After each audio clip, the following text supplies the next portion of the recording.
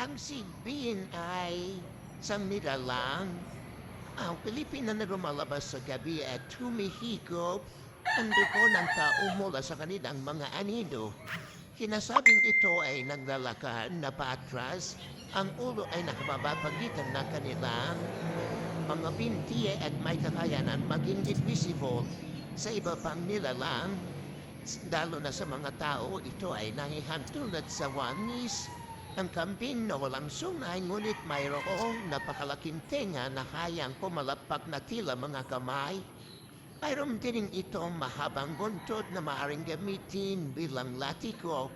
Ang sigbin ay sinasabing naglalabas ng nakakasukang amoy, pinapaniwalang gumagala ang mga sigbin tuwing mahal na araw at naghahanap ng mga batang mabibiktima. Kukuhanan sila ng poswa siyang ginagawa nila parang anting-anting ayon sa mga alamat. Mayroon pang pamilyang tinatawag na sigbinan. Sila ay may mga kapangyarihang sigbin kung saan may kapangyarihan na ang mga miyembro nito utusan ang mga sigbin. Itatago raw nila ang mga ito sa isang tapayang luwad at mga aswang na may sinasabing nag-aalaga rin ng mga sigbin. Mayroong sabi-sabi na ang mga sigbin ay maaring ihango sa tunay na hayop na hindi ngayon hinahanap sa Pilipinas.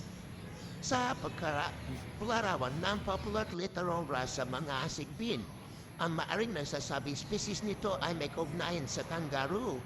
At mito ay kila sa Islam, Visayas at Mindanao, lalo na sa mga lugar na rula. At may sabi-sabi ang sigbin ay kahabig ng aso na may mamay-ari ng mga mayayaman at itatago rin nila ito sa isang